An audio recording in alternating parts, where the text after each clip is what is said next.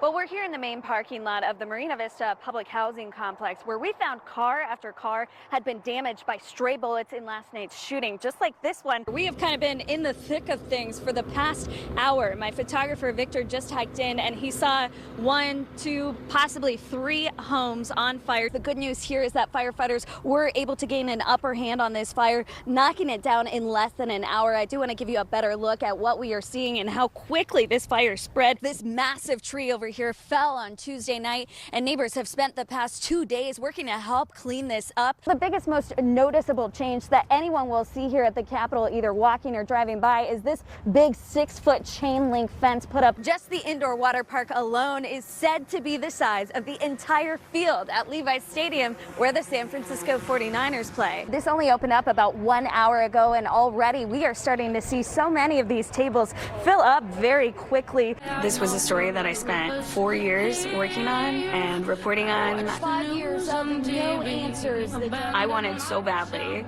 for there to be justice in this case.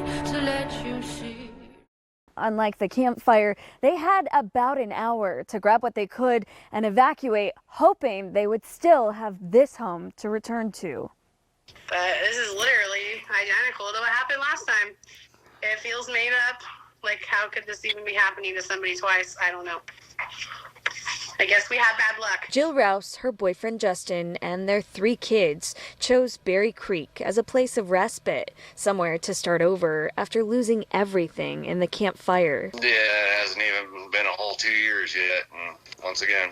Days after evacuating, an animal rescue group told her they didn't think anything was left on her new road. So we went up there to check with the family on FaceTime. There's nothing left. There's nothing. They used the insurance money from their paradise home to buy this one, but this time around, money was much tighter. We did not have fire insurance. It was expensive, and we really just didn't have the money. Her property almost unrecognizable. Probably $200,000 for the stuff there, but there was all our possessions, our animals that we left, the brand new trailer from the campfire that we lived in for 3 months and was parked there. But one of the only things she did recognize was a painting she drew on a propane tank on the 1-year anniversary of the campfire. And it was like half of the cabin was like in the nice green forest and the other half was on fire, and then I made a heart and like wind going around it, but I can't believe how much of it is still visible.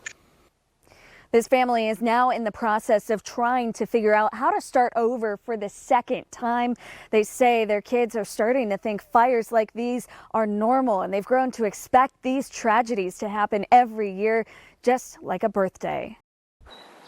This is the community of Galt. We're like as far south as you can go in Sacramento. Home to nearly 26,000 people on the southernmost edge of Sacramento County. Our city does not have an urgent care, does not have a hospital. We have very little medical assistance in this town. Where the closest city, Elk Grove, is almost 15 miles away. That's pretty typical, as we're forgotten on this end of the county. 73-year-old Steve Hansen, a resident at a senior living community called the Galt Place, has been waiting to get his coronavirus vaccine for more than 3 months now with no luck. They may remember somebody, but they didn't remember us. Even losing a close friend in that senior living home last month, as they were all still waiting for vaccines to come. Well, she was waiting to get a vaccine.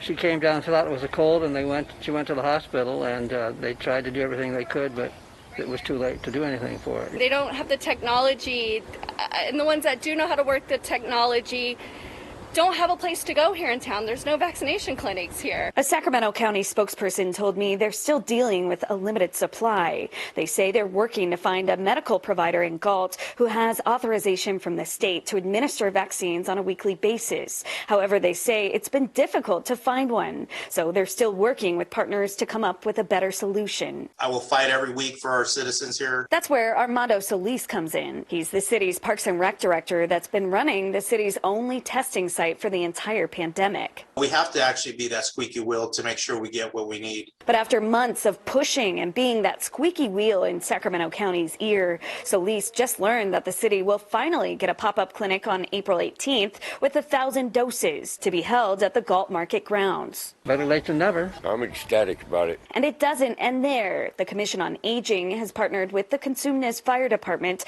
to bring mobile vaccine clinics to all 9 senior living communities in Galt every day of the week starting April 19th. Robert Jenkins already signed up. We all live in one building, the same inside of a building, so we all need it.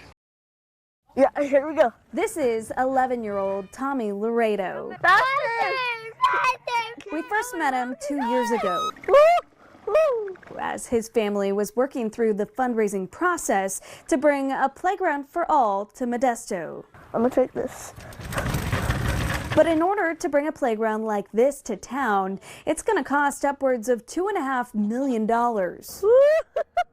As Tommy's team hit a major fundraising milestone thanks to a recent donation from the city of Modesto, reaching their halfway mark with more than $1.2 million, Tommy and his mom Rachel took us back to the most magical place that inspired this goal. So it was really invigorating for our team to see that milestone be hit, and it just kind of reignited, the passion of why we're doing this. Rachel came up with this idea after visiting the Magical Bridge Playground all the way out in Palo Alto 4 years ago. How do we bring something as wonderful as this to our community to share with the families that would benefit from an inclusive playground? She hit the ground running, contacting Modesto's city and county leaders to develop a plan for what would later be called the Awesome Spot Playground, and started fundraising efforts right away. So an inclusive playground allows children and adults of all abilities to play together.